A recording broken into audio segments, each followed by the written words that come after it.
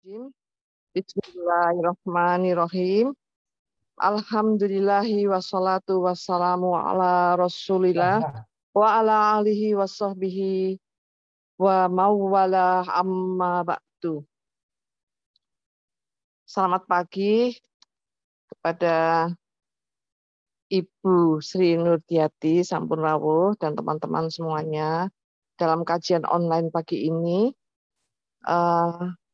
dengan materi menjaga iman agar terus bertambah. Dan kita, nah berikutnya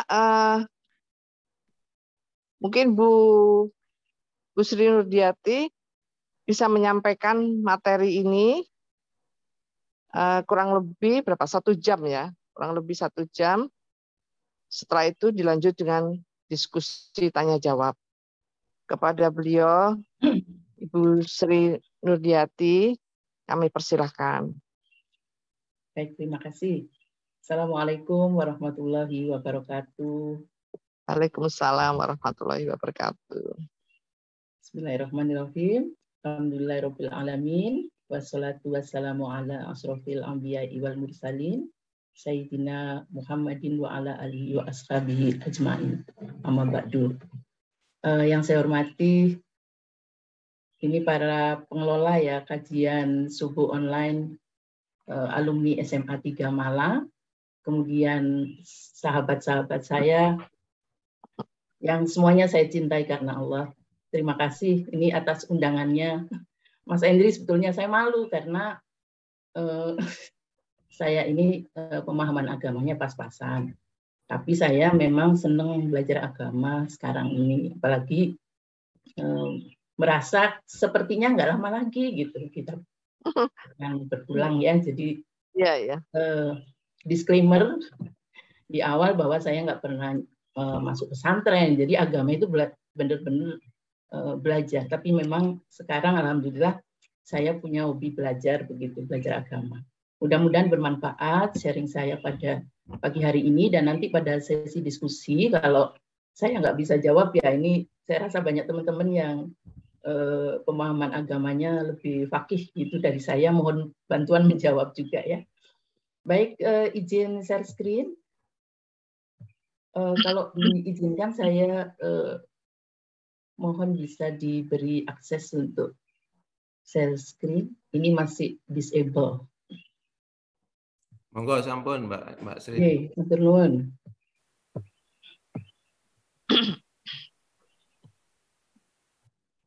Saya nggak pede kalau nggak pakai contekan ini. Baik, ini judul yang saya bawakan begitu ya, pentingnya menjaga iman agar terus meningkat. Ini saya anggap sebagai sebuah renungan diri ya. Dan sebagian besar sumbernya saya ambil dari website muslim.com, dari beberapa artikel yang coba saya rangkai. Mudah-mudahan sharing ini bermanfaat. Bisa jadi kurang pas begitu ya untuk mereka yang sudah makomnya itu sudah tinggi begitu ya, tapi saya merasa saya itu masih sangat-sangat sedikit gitu pemahaman agamanya. Jadi menurut saya ini adalah sesuatu yang ingin terus saya pegang begitu ya. Kemudian ini kira-kira outline-nya kenapa saya memilih tema seperti itu.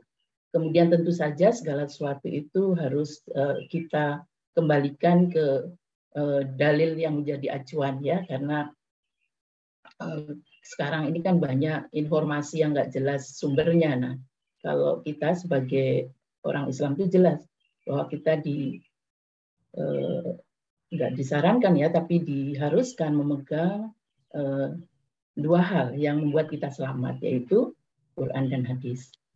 Kemudian untuk bisa tadi ya mencoba meningkatkan iman kita, maka kita harus menyadari kira-kira faktor-faktor rusak iman itu apa saja. Ternyata ada faktor internal dan eksternal. Ini pun nanti mudah-mudahan juga saya bisa menyampaikan dalil dan rujukannya. Kemudian dari sana kita bisa flashback ke 3 golongan manusia ya menurut tingkatan imannya. Apa itu tingkatan iman? Nanti juga akan coba saya sampaikan di bagian akhir. Nah, ini alasannya ya. Mungkin lulusan tahun 80 SMA 3 itu ya sudah dekat ke kepala 6 atau bahkan ada yang sudah lewat kepala 6 termasuk saya. Nah, ini berarti sisa waktu yang sudah tidak banyak lagi begitu ya.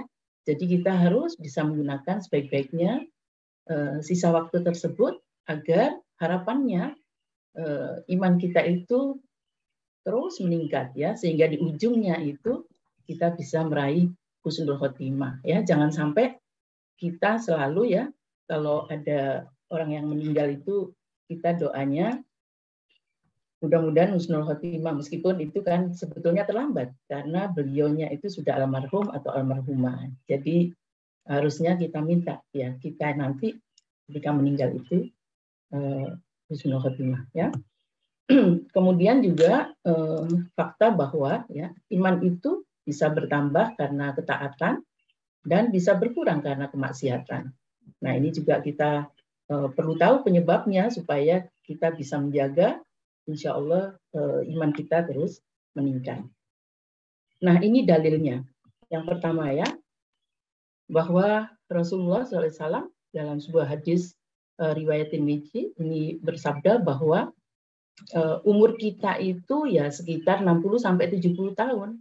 Yang hanya sedikit yang melampaui umur 70 tahun. Bahkan saya ingat ada hasil penelitian dari teman-teman di matematika UGM itu yang survei mendatangi makam ya di Jogja. Beberapa makam dicatat begitu. Ternyata frekuensi terbesar itu usia kepala 5. Ya. Baru kepala 7, kepala 6. Nah, itu ada juga alasannya. Artinya memang usia-usia sekian itu memang sudah waktunya lah begitu ya. Menyiapkan diri untuk bekal menuju kehidupan yang abadi. Kemudian juga hadis lain dalam hadis lain riwayat Bukhari, Rasulullah bersabda bahwa Allah memberi uzur kepada seseorang yang dia akhirkan ajalnya hanya sampai pada usia 60 tahun. Itu apa maknanya? Maknanya mestinya kita yang sudah tadi ya diberi nikmat berusia panjang, ini sudah nggak ada alasan lagi lah untuk tidak taat ya. Kita harus menyadari sebetulnya apa tujuan penciptaan kita. Kalau masih muda itu masih ya nantilah. Sekarang senang-senang dulu. Umumnya anak muda kan seperti itu, senang-senang dulu. Nanti saja taubatnya begitu ya. Kalau sudah cukup senang-senangnya. Nah, kalau seperti kita sudah rasanya masa depan itu ya sudah pendek begitu ya. Sehingga saya merasa sisa waktu ini harus betul-betul kita bisa manfaatkan dengan baik ya. Kemudian juga dalam Quran surat Al-Fatir ayat 37 Allah berfirman kurang lebih artinya, dan apakah kami tidak memanjangkan umurmu dalam masa yang cukup untuk berpikir bagi orang yang mau berpikir, dan apakah tidak datang kepada kamu memberi peringatan. Ini juga sebuah sindiran bagi mereka yang ya tidak taat di usia tua begitu ya. Jadi mudah-mudahan kita tidak termasuk ini, apalagi komunitas kajian subuh online ini luar biasa. Ini insya Allah semuanya orang-orang yang soleh dan soleha yang dirindukan surga. Amin ya rabbal alamin. Amin. Oke. Nah, ini juga dalil-dalil yang bisa dijadikan acuan. Quran surat Al-Anfal ayat 2 bahwa tadi ya iman itu bisa naik, bisa turun ya. Dalam surat ini Allah berfirman, dan apabila dibacakan ayat-ayatnya bertambahlah iman mereka karenanya. Jadi bisa bertambah iman itu. Juga dalam Quran surat Al-Mudaththir ayat 31 itu Allah berfirman supaya orang yang beriman bertambah imannya ya. Jadi iman itu bisa bertambah. Juga pada Quran surat Al-Fat ayat 4, dialah yang menurunkan ketenangan di dalam hati orang-orang mukmin supaya keimanan mereka bertambah di samping keimanan mereka yang telah ada. Nah, ingin sekali saya atau kita itu termasuk yang disebut dia ini ya, dialah yang mereka yang punya keimanan yang terus bertambah di samping keimanan mereka yang telah ada. Mudah-mudahan kita semua termasuk di dalamnya.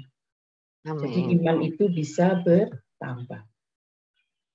Kemudian dalam Quran surat At-Taubah ayat 124 dan 125 ini juga bahwa iman itu bisa bertambah, bisa berkurang. Ya, Allah berfirman, dan apabila diturunkan suatu surat, maka di antara mereka, maksudnya orang-orang munafik ini, ada yang berkata, siapakah di antara kamu yang bertambah imannya dengan turunnya surat ini? Adapun orang-orang yang beriman, maka surat ini menambah imannya, dan mereka merasa gembira. Dan adapun orang-orang yang di dalam hati mereka ada penyakit, maka dengan surat itu bertambah kekafiran mereka. Artinya imannya berkurang, ya, di samping kekafiran yang telah ada. Dan mereka mati dalam keadaan kafir, nauzubillah min dzalik, ya. Kemudian bukan termasuk kita yang meninggal dalam keadaan kafir. Oke, kemudian dalam sebuah hadis riwayat Al-Bukhari, Rasulullah bersabda bahwa iman itu ucapan dan perbuatan, bisa berkurang dan bisa bertambah, ya. Nah, itu adalah juga fakta bahwa iman itu bisa naik, bisa turun. Tentu saja harapan kita di sisa usia yang tidak terlalu panjang ini, harapan kita iman kita itu naik terus begitu, ya. Jangan dibiarkan lagi naik turun, ya. Ada sebuah hadis yang saya senang ini, ya, hadis yang diriwayatkan oleh Bukhari dan Muslim. Rasulullah bersabda bahwa ada 3 perkara yang kalau seseorang memilikinya, maka ia akan merasakan manisnya iman. Ya. Iman itu kalau dirasakan bisa manis, begitu, ya. Bagaimana itu? Kalau Allah dan Rasul-Nya lebih ia cintai dari selain keduanya. Nah, ini terus terang tidak mudah, ya, karena sepertinya godaan dunia itu luar biasa, ya. Banyak hal yang nauzubillah min dzalik lebih kita cintai dari Allah dan Rasul-Nya. Tapi kita belajar untuk mencintai, mendahulukan Allah dan Rasul-Nya lebih dahulu daripada selain. Daripada, kalau sekarang ini, kalau saya cinta banget sama cucu, ya. Tapi tetap tidak boleh mengalahkan cinta kita pada Allah dan Rasul-Nya. Kemudian yang kedua, ia mencintai saudaranya, ya.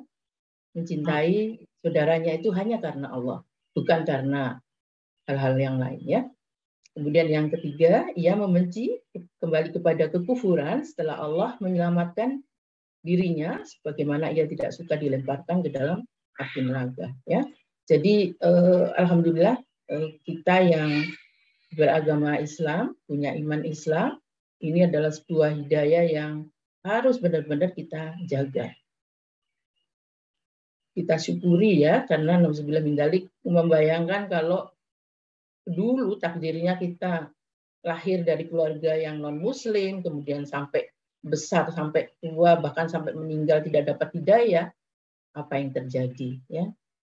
Jadi kita harus syukuri, kita jaga iman kita, mudah-mudahan Allah menganugerahi kita sisa usia yang berkah tadi, menjemput husnul khotimah kita.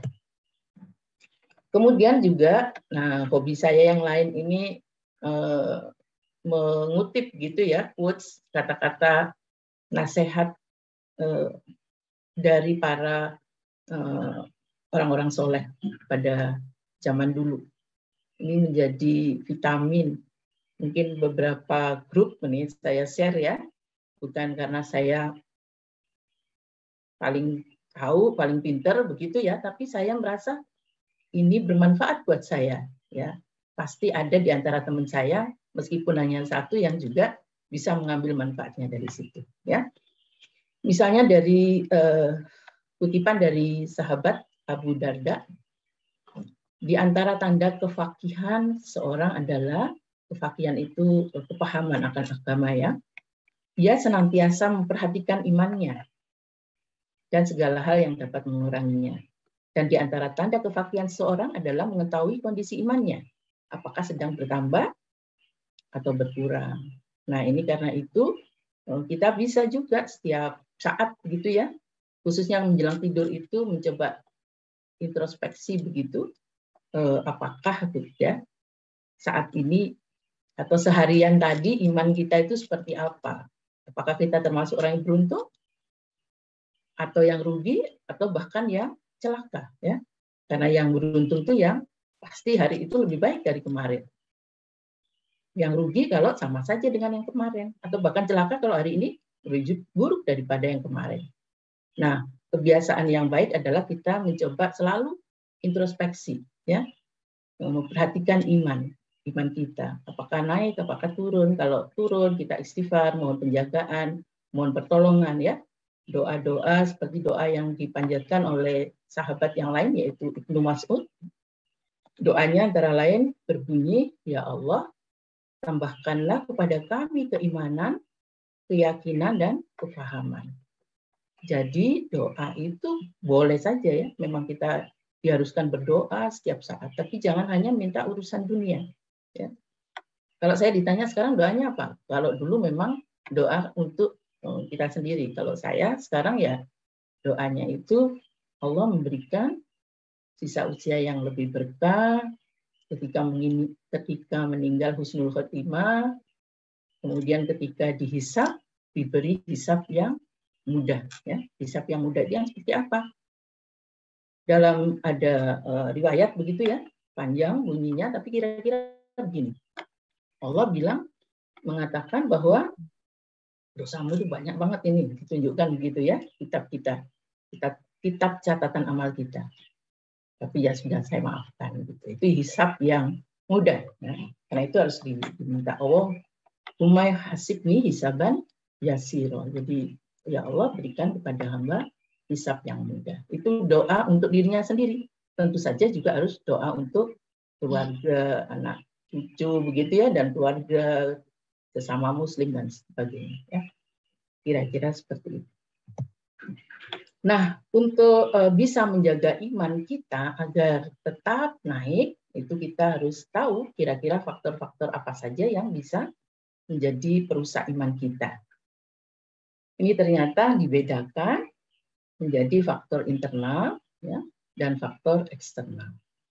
Faktor internal itu kebodohan, lalai, berpaling dari kebenaran, lupa, perbuatan maksiat dan dosa, serta nafsu yang mengajar kepada keburukan. Kalau faktor eksternal atau godaan setan, ini meliputi godaan setan, dunia dengan segala pernak-perniknya, kemudian dan teman yang buruk. Nah, ini juga kita harus bisa pahami. Nah, ketika membaca ini saya jadi ingat apa yang disampaikan oleh salah satu guru saya ya. Terima kasih ini Mufidah sudah memperkenalkan saya dengan kajian Ustadz Doni ya.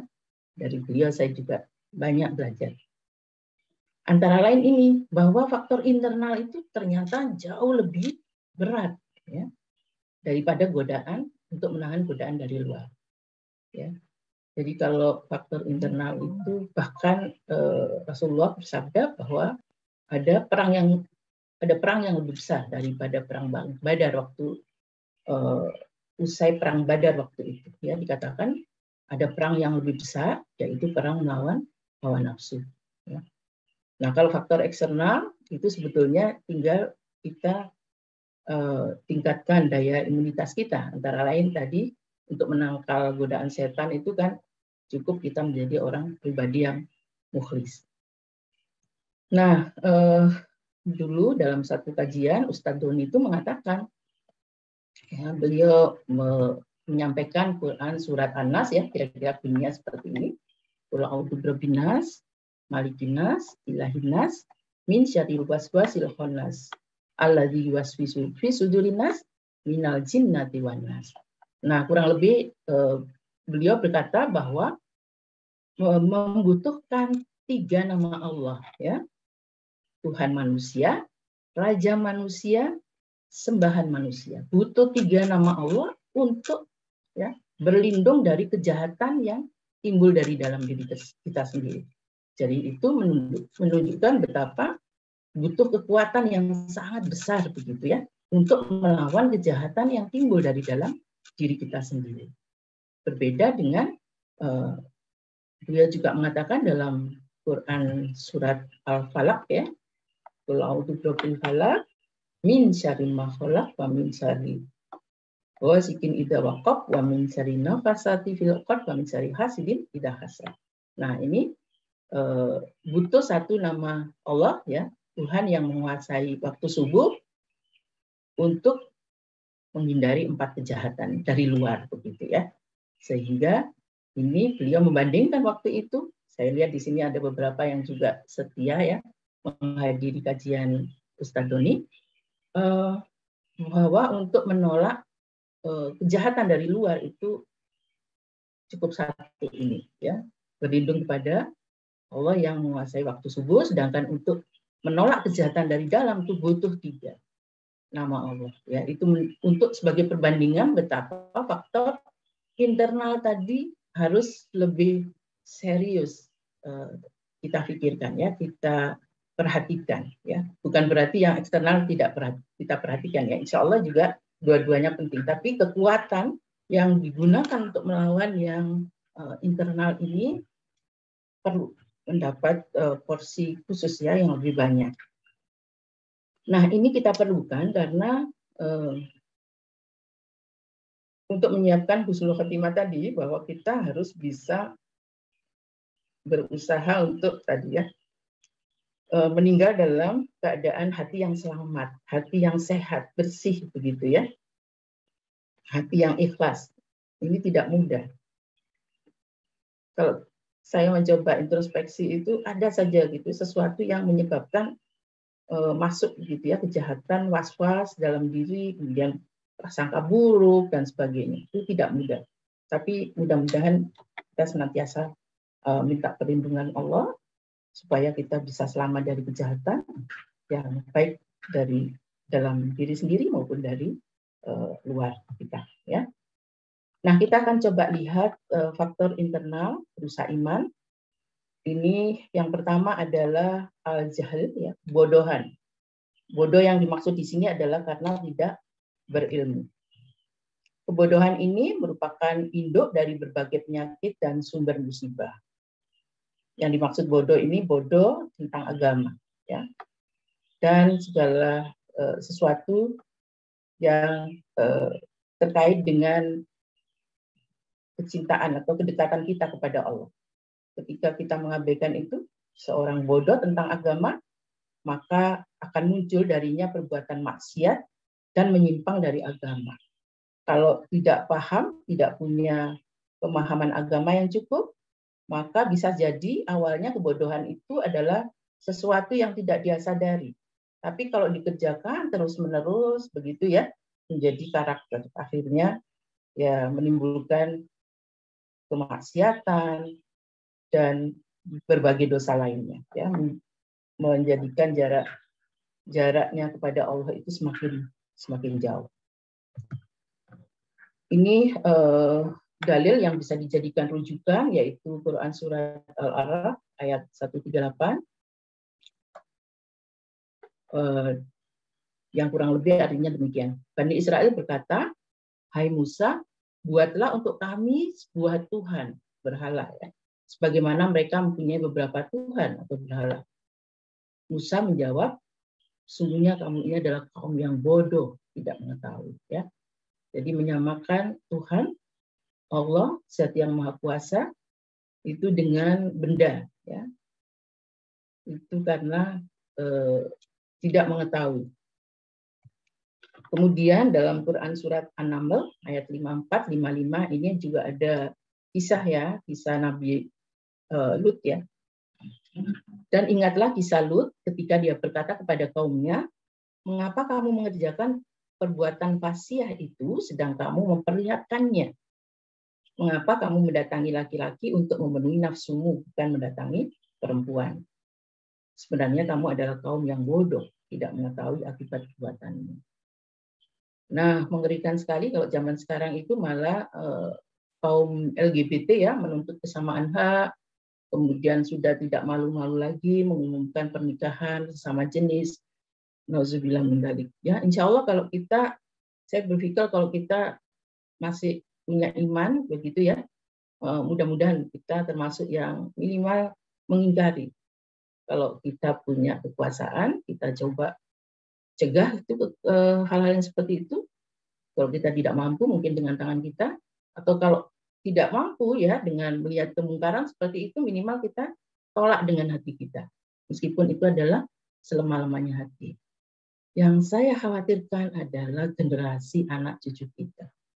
Anaknya cucu kita. Apa yang terjadi kalau mereka hidup di masa yang ya lebih buruk dari sekarang gitu ya. Karena itu diperlukan doa untuk menjaga mereka agar tetap menjadi orang yang selamat imannya, kemudian menjadi orang-orang yang menjadi penolong agama Allah ya, menjadi imam bagi orang-orang yang takwa. Itu doa yang seharusnya sudah kita mintakan agar keselamatan untuk anak dan cucu kita, keturunan kita. Kemudian faktor internal perusak iman yang kedua adalah al-ghaflah, ya, yang artinya lalai. Lalai tentang tujuan untuk apa dia diciptakan. Dan ini adalah sifat orang kafir ya. Jadi Allah berfirman di dalam salah satu ayat di Al-Quran, kurang lebih bunyinya, tidak aku ciptakan jin dan manusia kecuali untuk beribadah kepadaku. Kata-kata ibadah ini kan tidak dimaknai memang hanya untuk sholat atau ngaji di musola ya. Bahkan aktivitas keseharian kita di kantor itu juga bisa kita niatkan untuk ibadah kalau segala aktivitas yang kita lakukan itu semuanya dalam koridor yang benar ya, dalam jalan yang lurus ya. Kita niatkan untuk tujuan kemanfaatan. Sifat lalai ini merupakan penyakit berbahaya yang menimpa seorang dan akan menjauhkannya dari mengingat Allah dan melaksanakan perintahnya. Ini beberapa dalil rujukan seperti dalam Quran surat Yunus 92. Dan sungguhnya kebanyakan dari manusia itu lalai atau lengah dari tanda-tanda kekuasaan kami. Nah, mudah-mudahan kita tidak termasuk di dalamnya ya, dan kita senantiasa bisa melihat tanda-tanda kekuasaan Allah yang membuat kita semakin taat dan takut kepadanya. Kemudian di Quran surat Ar-Rum ayat 7, kurang lebih artinya mereka hanya mengetahui yang lahir saja dari kehidupan dunia, sedang mereka tentang kehidupan akhirat adalah lalai. Ya. Kemudian juga Quran surat Al-Qasas 77, dan carilah apa yang telah dianugerahkan Allah kepadamu, bahagiaan negeri akhirat, dan janganlah kamu melupakan kebahagiaanmu dari kenikmatan dunia. Ya. Ini seringkali dibalik begitu ya. Kejarlah dunia, jangan lupakan akhirat. Padahal maknanya kalau di Al-Qasas 77 ini kejar akhiratmu, tapi jangan lupakan dunia, begitu ya. Nah, mudah-mudahan kita termasuk orang yang mengejar akhirat. Apalagi sekali lagi dengan usia yang sudah tinggal sedikit ini. Jadi fokus untuk akhirat, tapi jangan lupakan dunia, begitu ya. Oke. Yang ketiga, ini al-aqrad ya, maknanya berpaling. Berpaling dari mana? Dari perintah Allah ya. Ini juga sifat orang-orang yang ingkar, yang Allah murkai. Dalil yang bisa digunakan sebagai rujukan adalah Quran surat As-Sajdah 22. Maknanya artinya kurang lebih seperti ini. Dan siapakah yang lebih zalim daripada orang yang telah diperingatkan dengan ayat-ayat Tuhannya, kemudian ia berpaling daripadanya. Sungguhnya kami memberikan pembalasan kepada orang-orang yang berdosa. Kemudian juga ada hadis ini meriwayatkan bahwa Rasulullah Shallallahu Alaihi Wasallam pernah duduk di masjid bersama para sahabatnya. Kemudian datang kepada mereka 3 orang. 2 orang mendatangi Rasulullah dan 1 lagi pergi. Yang mendatangi Rasulullah, keduanya tetap berada di hadapan Rasul. Orang pertama melihat ada celah kosong di majelis dan dia segera duduk. Orang yang kedua memilih duduk di belakangnya. Adapun orang yang ketiga pergi keluar. Ketika selesai, Rasulullah SAW bersabda, maukah kuberitahu tentang 3 orang tadi? Adapun yang pertama, dia meminta perlindungan kepada Allah. Maka Allah pun melindunginya. Adapun orang yang kedua, dia malu kepada Allah. Maka Allah pun malu kepadanya. Adapun orang yang ketiga, dia berpaling kepada Allah, maka Allah pun berpaling darinya. Hadis riwayat Bukhari Muslim. Nah, ini tentu saja dianalogkan dengan hal-hal yang serupa ya, termasuk mendatangi majelis, pengajian begitu. Ada yang bilang nanti dalam hati, kamu sendiri nggak pernah datang kajian subuh online Kamis pagi. Saya minta maaf Mas Endri karena sebetulnya selalu ada jadwal Kamis pagi itu juga ngaji. Jadi kegiatan saya sekarang ini, alhamdulillah, seperti musolihat ya, era COVID ini membuat saya ngaji siang malam, pagi sore ya, menggunakan media daring. Ya, jadi alhamdulillah, guru saya banyak sekali. Karena itu, tapi nanti insya Allah saya ikut yang Ustadz Doni. Ya. Rasanya ada sesi Ustadz Doni setelah minggu depan ya. Mudah-mudahan saya berkesempatan untuk ikut. Faktor keempat ini adalah lupa, amnesia. Ya. Nah ini biasanya kita ya sudah usia begini ini sering lupa. Faktor U. Lupa itu ada 2 bentuk. Pertama, lupa yang tidak akan diampuni, ya, yaitu lupa yang disebabkan karena kesengajaan, seperti disindir dalam Quran surat Al-Hasr ayat 19 ya. Dan janganlah kamu seperti orang-orang yang lupa kepada Allah, lalu Allah menjadikan mereka lupa kepada diri mereka sendiri. Ya. Kedua, ini lupa yang dimaafkan, yaitu yang tidak disengaja. Ya, kita akan sering sekali lupa. Ya. Nanti bentar lagi puasa Ramadan, kalau awal-awal itu biasanya suka lupa kan, tiba-tiba minum atau makan kenyang baru ingat, saya ini puasa gitu ya. Nah itu termasuk lupa yang mudah-mudahan bisa dimaafkan. Bahkan dalam Quran surat Al-Baqarah 286 ini dicontohkan doa sebagai berikut, ya Tuhan kami, janganlah engkau hukum kami jika kami lupa atau kami bersalah. Ya, mudah-mudahan Allah memaafkan semua kesalahan yang kita lakukan karena ketidaksengajaan tadi. Kemudian faktor kelima, ini perbuatan maksiat dan dosa. Ya, sebagaimana iman akan bertambah dengan ketaatan, maka iman pun akan berkurang dengan maksiat. Maksiat itu tentu saja beragam bentuknya.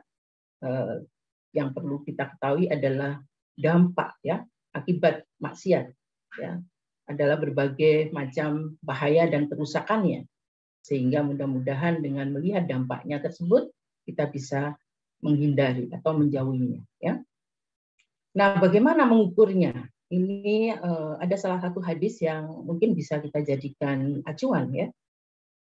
Bunyinya kurang lebih seperti ini, kebajikan adalah akhlak yang baik dan dosa adalah apa yang membuat bimbang atau ragu hatimu dan engkau tidak suka dilihat atau diketahui oleh manusia ketika melakukannya ya. Jadi kalau misalnya kita melakukan sesuatu tapi kita rasanya enggan begitu ya, biasanya orang baik yang nuraninya bersih itu kalau melakukan kejahatan itu ya pasti ada radar di dalam dirinya. Nah, ini nggak baik ini ya. Malu ada orang misalnya sholatnya telat gitu ya, malu ada orang yang melihat, atau nanti pada saat Ramadan nggak berpuasa, ini pasti malu ya, ketahui orang kalau tidak puasa. Nah itu berarti Anda orang baik karena radarnya itu jalan begitu ya. Tapi mudah-mudahan kita termasuk orang yang taat setiap saat ya. Oke, kemudian ada sebuah hadis yang juga bisa kita jadikan rujukan, kurang lebih bunyinya seperti ini. Seorang hamba apabila melakukan suatu kesalahan, maka akan dititikkan, diberi dot, ya, titik dalam hatinya ini dengan sebuah titik hitam.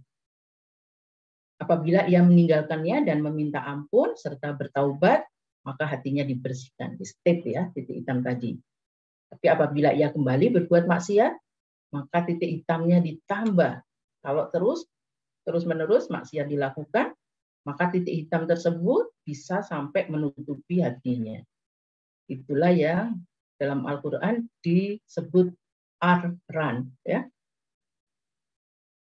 Jadi dalam firman Allah kurang lebih artinya sekali-sekali tidak demikian. Sebenarnya apa yang selalu mereka usahakan itu telah menutupi hati mereka. Jadi kalau hatinya sudah tertutup, maka tidak ada cahaya ilahi yang bisa menembusnya. Ya. Karena itu betapa banyak kita lihat orang yang terus-menerus, ya, tenggelam di dalam perbuatan maksiat, gitu ya, tapi sulit dinasihati. Nah, itu tandanya bahwa memang hatinya sudah tertutup. Nauzubillah min dzalik. Nah, tapi apakah kita menyerah? Apalagi kalau itu ada di lingkungan keluarga kita, ya, ya minimal kita doakan semoga Allah yang Maha Kuasa mampu membuka itu kembali, ya, mampu membuka celah-celah dalam hati yang tertutup tadi agar cahaya ilahi bisa masuk. Jadi masih selama yang bersangkutan belum meninggal, dia masih ada peluang, ya, kesempatan untuk mendapat hidayah dari Allah. Siapa tahu doa kita menjadi wasilah untuk turunnya hidayah bagi orang tersebut.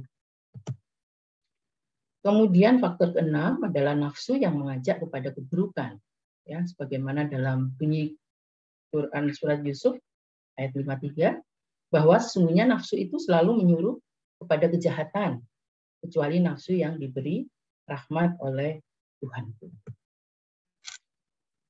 Rasulullah senantiasa berdoa, ya. Antara lain bunyi doanya seperti ini, segala puji hanya bagi Allah, kami memujinya, memohon pertolongan dan ampunannya, kami berlindung kepada Allah dari kejahatan nafsu kami dan dari kejahatan amal perbuatan kami. Jadi bahkan Rasulullah yang manusia paling mulia di muka bumi ini pun masih harus berdoa. Apalagi kita, ya, jangan sombong untuk meminta ini perlindungan dan hidayah ampunan dari Allah Subhanahu wa taala. Nah, dari 6 faktor eksternal internal tersebut kita pindah ke faktor eksternal perusak iman. Ini yang pertama adalah godaan setan, ya. Setan ini sangat besar dan dahsyat bahayanya bagi manusia. Dia merupakan musuh yang paling keras permusuhannya kepada manusia. Di jalan ketaatan, dia akan membuat seorang menjadi patah semangat dalam beramal dan akhirnya meninggalkannya. Di jalan kemaksiatan, maka setan akan terus memotivasi dan mendorong manusia untuk terus melakukannya. Ya. Nah, setan ini sebagaimana di Quran surat An-Nas tadi, bahwa godaan setan itu bisa dalam bentuk dari golongan jin dan manusia. Nah, berarti ada setan dari jin dan setan dari manusia. Bagaimana membedakannya? Nah, dalam salah satu kajian, ya, saya lupa siapa dulu narasumbernya, tapi kurang lebih begini, untuk bisa membedakan setan dari golongan jin dan setan dari golongan manusia itu seperti apa? Kalau setan dari golongan jin itu biasanya menggoda kita ketika kita sendiri. Jadi meniupkan rasa was-was, ya. Was-was, buruk sangka, hasad, ya, sombong, takabur itu ketika kita sendiri. Tapi kalau setan dari golongan manusia itu yang mengajak, biasanya menggoda kita dalam keramaian, provokator begitu, ya, mengajak dugem, nauzubillah min dzalik, ya. Nah, itu setan dari golongan manusia. Jadi kalau ada teman yang ngajak untuk berbuat yang melawan Allah begitu, kita bisa dalam hati saja ini setan ini, ya. ucapkan ta'awuz, auzubillahi minasyaitonirrajim. Ini yang bisa jadi dalil Quran surat Al-Fatir ayat 6. Sungguhnya setan itu adalah musuh bagimu, jadikanlah dia musuhmu. Karena sungguhnya setan-setan itu hanya mengajak golongannya supaya mereka menjadi penghuni neraka yang menyala-nyala. Oke, dalam beberapa ayat ya, ini diceritakan betapa ada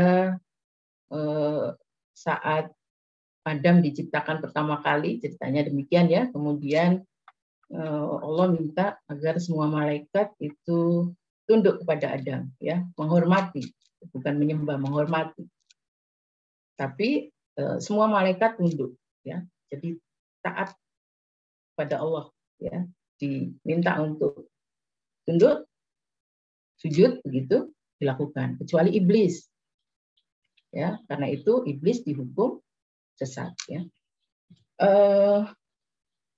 Ini juga rasanya diceritakan ya waktu itu oleh Ustadz Doni. Apa bedanya, kan sama-sama salah gitu ya. Iblis tidak taat. Kemudian Nabi Adam pun kan melakukan kesalahan. Kenapa kok hukumannya berbeda begitu? Kenapa Allah menghukum berbeda? Nabi Adam diampuni, tapi iblis ini bahkan dilaknat. Ya. Nah, nanti mohon dikoreksi kalau saya salah. Kira-kira begini. Karena dua-duanya melakukan kesalahan. Yang satu, Nabi Adam itu langsung sadar dan menyalahkan diri sendiri, kemudian bertobat. Minta maaf, bertobat. Begitu ya. Menyalahkan diri sendiri. Kalau iblis baik, sebaliknya begitu ya. Melakukan kesalahan, tidak bertobat, dan menyalahkan orang lain. Ya. Dalam hal ini menyalahkan Allah, begitu ya, karena Allah telah menciptakan iblis itu dari api dan menciptakan Adam dari tanah, begitu. Harusnya merasa iblis itu lebih mulia, nah, jadi menyalahkan orang lain. Nah itu juga pelajaran yang bisa diambil itu ya, kalau ada sesuatu yang tidak enak terjadi pada diri kita, itu jangan kemudian keburu menyalahkan orang lain. Jadi introspeksi dulu. Jangan-jangan itu terjadi karena kesalahan kita. Ya. Istighfar, introspeksi. Mudah-mudahan saat itu Allah memberikan solusi terbaik. Gitu ya. Nah ini dalam Quran Surat Al-A'raf ayat 16-17 ada dialog tadi ya. Iblis menjawab, karena engkau telah menghukum saya tersesat, saya benar-benar akan menghalang-halangi dari jalan engkau yang lurus. Ini sumpahnya iblis nih.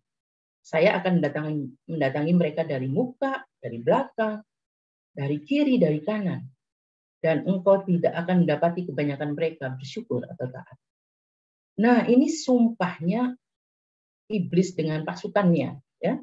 Dan mereka itu luar biasa etos kerjanya ya. Punya satu tujuan yang sama. Punya komitmen besar untuk mewujudkan tujuan itu. Mereka saling bekerja sama, beda sekali dengan manusia ya. Kalau kita cengkerengan begitu ya, nah mereka itu etosnya sebetulnya bisa ditiru karena mereka saling mendukung untuk mencapai tujuan yang sama, konsisten ya, kerja keras untuk itu. Kalau kopralnya gagal, diturunkan jenderalnya begitu untuk menggoda manusia. Jadi kalau misalnya ada orang soleh, ustadz begitu ya melakukan kesalahan. Nah, itu ya jangan kemudian dihukumi, ini ustadz kok begitu ya, karena memang yang menggoda itu levelnya beda dengan kita-kita yang awam ini. Kalau ustadz itu yang menggoda ya jenderalnya setan itu ya, makanya bisa berhasil. Namun demikian di surat yang lain dikatakan bahwa kita selamat dari gangguan godaan setan ini kalau kita ikhlas ya. Selalu mendasarkan segala sesuatu itu karena Allah. Bersandar hanya kepada Allah. Minta perlindungan Allah. Jadi hanya Allah yang ada di dalam hati kita. Kalau itu ada di dalam hati kita mencintai Allah dan Rasulnya tentu saja, ya maka iblis akan minggir. Ya. Maka kan diceritakan juga dalam satu kisah, setan itu takut bahkan melihat terompahnya Umar ya, melihat terompahnya ada sudah ketakutan begitu ya. Jadi ya mudah-mudahan nanti kita bisa juga punya ilmu seperti itu ya, ilmu yang membuat setan lari ya. Kemudian faktor kedua, ini dunia dengan berbagai bentuk fitnahnya. Udah jam 6, udah lebih ya. Saya cepet aja. Ada dua perkara yang bisa membantu untuk meninggalkan dunia dan bersikap zuhud darinya, sehingga kita hanya akan mencari apa yang ada di sisi Allah dan negeri akhirat. Yang pertama adalah memperhatikan bagaimana singkatnya kehidupan dunia yang bisa lenyap seketika dan tidak kekal. Tiap hamba pasti akan berpisah dengannya cepat atau lambat. Yang kedua, dengan memperhatikan akhirat yang akan datang dalam waktu dekat. Inilah negeri tempat tinggal sungguhnya yang lebih baik dan lebih kekal daripada dunia. Ya, ini yang bisa dijadikan dalil rujukan, ya. Nanti ini bisa dibaca sendiri. Saya akan berikan. Oke, kemudian faktor ketiga ini teman yang buruk. Nah, ini juga kita harus berhati-hati dalam memilah dan memilih teman bergaul, ya. Bergaul dengan orang fasik dan orang yang gemar berbuat jelek ini bisa menyebabkan makin berkurang dan lemahnya iman seorang, bahkan bisa merusak dan membatalkan iman. Hendaknya seorang mukmin ini tidak berteman dengan seorang kecuali pertemanannya tersebut akan membuahkan kebaikan dan kemanfaatan untuk agamanya. Jadi sekali lagi teman-teman, dengan usia kita yang tidak lama lagi ini, kita harus benar-benar bergaul dengan mereka yang bisa menyelamatkan kehidupan akhirat kita. Ya. Ini ada beberapa rujukan juga, nanti bisa dibaca sendiri barangkali ya, bahwa intinya ya kita harus bisa memilih teman. Ya. Oke, kemudian golongan manusia menurut tingkatan imannya ini ada yang disebut zalim li nafsi atau golongan yang menjalimi diri sendiri. Ini Islam tapi berbuat maksiat ya, tapi juga tobat gitu ya. Kemudian ada golongan muhtasyid atau golongan pertengahan, yaitu seorang hamba yang melakukan kewajiban dan meninggalkan keharaman ya. Jadi ini orang yang sudah tidak melakukan maksiat ya. Kemudian yang ketiga adalah sabiqun bil khairat, ini golongan yang lebih dulu berbuat kebaikan, yaitu seorang hamba yang melaksanakan perkara yang wajib dan sunnah serta meninggalkan perkara yang haram dan makruh dengan segenap kemampuannya. Jadi sudah betul-betul menjaga ya. Hanya bahkan yang mubah pun dia tinggalkan. Ya, yang haram ditinggalkan, yang makruh ditinggalkan, yang mubah ditinggalkan. Jadi semua aktivitasnya hanya berdasar pada kewajiban dan sunnah tadi. Oke, ini juga ada dalil sebetulnya yang bisa dijadikan rujukan. Kemudian ini berdasar tadi sebetulnya ada 3 tingkatan ya, 3 tingkatan iman. Yang pertama ini disebut Islam, ya. Pelakunya adalah Muslim. Dalam tingkatan ini jika dia meninggalkan kewajiban keimanan, maka disebut Muslim yang zolim li nafsi. Ini golongan yang menzolimi diri sendiri. Kemudian tingkatan kedua disebut iman. Pelakunya adalah muqtasid, yaitu seorang mukmin yang sempurna imannya dengan melaksanakan kewajiban keimanan. Tingkatan ketiga, ihsan. Ini adalah tingkatan tertinggi, pelakunya disebut dengan sabiqun bil khairat, yaitu seorang muslim yang beribadah kepada Allah seolah-olah dia melihat Allah. Barang siapa yang telah mencapai suatu tingkatan di atas, maka tingkatan di bawahnya pasti telah diraih. Ya. Ini kira-kira tambahannya ya, tapi nanti bisa dibahas karena waktunya ya. Mungkin saya cukupkan sampai di sini barangkali. Ini gayanya Ustadz Doni juga ya. Kalau waktunya udah habis, materinya masih lumayan banyak. Tapi ini bisa nanti saya berikan sendiri. Nah ini. Yang benar datangnya dari Allah, sedangkan yang tidak benar datangnya dari kelemahan saya. Mohon dibukakan pintu maafnya. Semoga Allah memberikan rahmat dan ampunan serta ilmu yang bermanfaat kepada kita semuanya. Amin. Dan kepada guru-guru saya, baik yang sudah berpulang maupun guru-guru saya sekarang, semoga Allah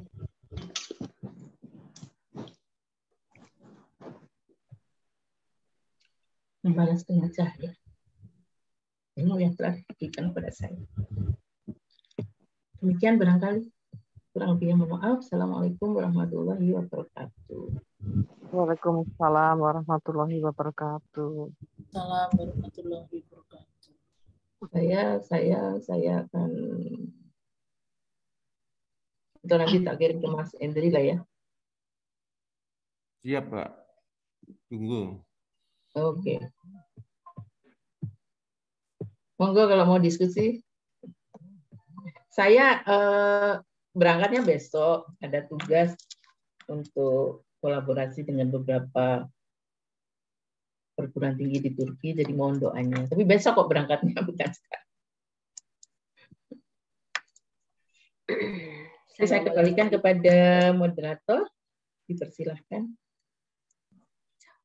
Ya, terima kasih Mbak Sri Nurdiati. Materinya ini benar-benar bikin saya merinding ya. Karena apa? Mengingatkan kita ini sudah waktunya udah limit ini. Rata-rata sudah limit semua ini. Jadi betul-betul diingatkan dan kami berharap semua kita bisa menjadi pelaku sabikun bil akhirat. Karena sudah nggak ada waktu untuk bermain-main lagi.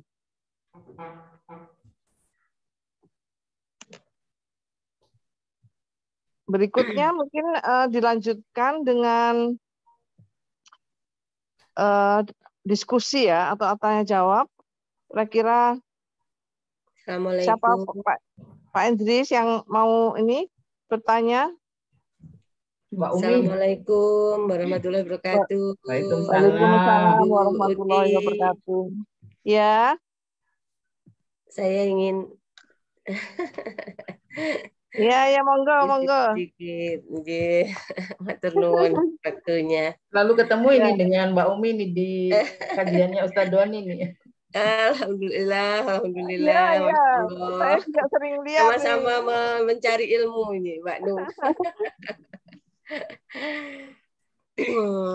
Jadi begini, ada beberapa hal itu yang ada di dalam pikiran saya, Mbak Nung. Jadi pertama begini, ketika kita berpegang pada 3 hal yang disebutkan Mbak Ustazah atau Mbak Nung tadi ya, bahwa 3 hal yang kita bawa mati nanti. Itu adalah sedekah jariah, umur yang bermanfaat, dan anak yang soleh. Kemudian saya mencoba berpikir, berarti sebenarnya yang kita bicarakan sekarang ini itu adalah bagaimana kita memanfaatkan umur. Jadi umur itu kalau saya baca itu adalah masa dari kita lahir sampai kita meninggal nanti. Itu jadi karena ada pertanyaan nanti, kamu gunakan untuk apa saja umur itu selama hidupnya. Nah, kemudian saya itu begini, dalam pikiran saya, ketika kita kembali pada 3 hal tadi, itu manusia itu mengalami masa hidup. Ya. Ini mungkin saya nyuwun konfirmasi juga pada yang ahli terutama ya, bahwa sebenarnya manusia itu dari lahir, ketika dia lahir sampai meninggal itu mengalami masa seperti seperti bel grafik gitu, di mana ada masa-masa puncaknya, kemudian setelah itu menurun itu dalam artian secara fisiknya, psikologisnya, secara jasmani. Nah ini kalau rohani bukan urusan kita ya, apakah rohani itu dalam segala masa itu dia tetap aja gitu ya, dia tidak mengalami penuaan, tapi yang kita ini yang mengalami penuaan jasmani. Nah, ada masa-masa ketika ini masih dikaitkan dengan iman tadi ya, bagaimana kita meningkatkan iman itu tarafnya itu levelnya berbeda Mbak Nur. Jadi ketika masa-masa remaja, masa-masa puncaknya manusia yang mungkin mudah-mudahan ini mohon konfirmasi dari para dokter yang ada di sini barangkali itu 40 sampai sekitar 35 sampai 50 kah itu puncak-puncaknya manusia. Tapi setelah itu mungkin mengalami amnesia atau itu ya. Jadi ada kekurangan di masa tua itu. Itu bagaimana ketika kita kemudian berbicara tentang meningkatkan iman ya, bahwa meningkatkan iman itu dengan berbagai cara yang seperti disampaikan oleh Mbak Nung tadi.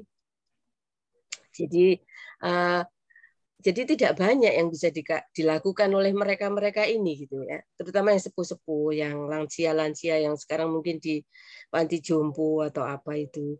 Nah itu sebenarnya lalu kalau saran Mbak Nung ya, itu apa yang dilakukan? Asalkan dia itu tetap pada koridor bahwa dia berbuat baik, yaitu sedekah jariah pun juga ada limitnya, berarti ketika usia itu sudah seperti itu dan tidak terlalu bisa leluasa mengerjakan segala sesuatu ya. Mudah-mudahan aja kita diberikan umur yang berkah itu sampai kita meninggal itu kita masih bisa leluasa begitu.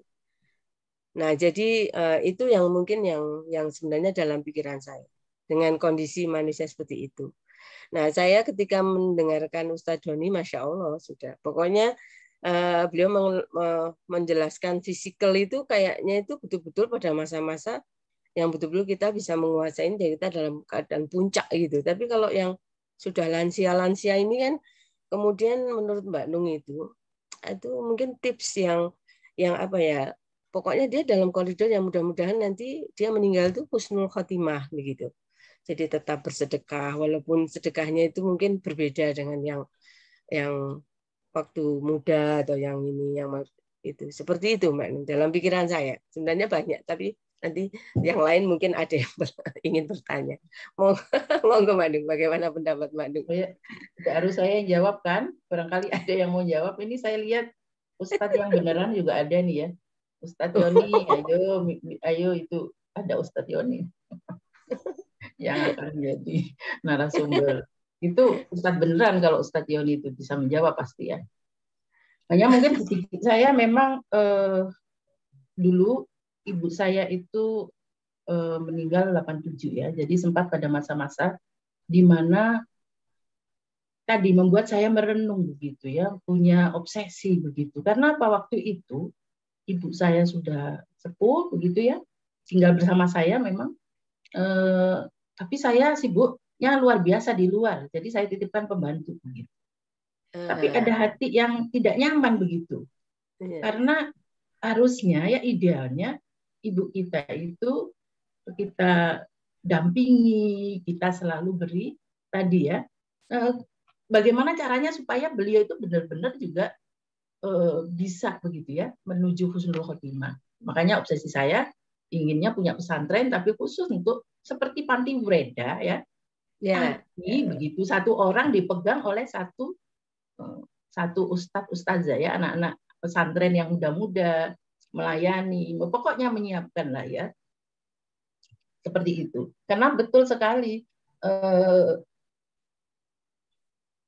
kita juga harus percaya bahwa ujung kehidupan itu juga ditentukan dari perjalanannya sejak muda ya. Kalau tidak salah ada hadis yang mengatakan kalau kita baik kurang lebih begitu ya, itu akan dimudahkan jalan menuju kebaikan dan surga begitu ya. Dan sebaiknya juga kalau misalnya tidak baik begitu ya, tidak ada pertolongan Allah ya terus akan tersesat.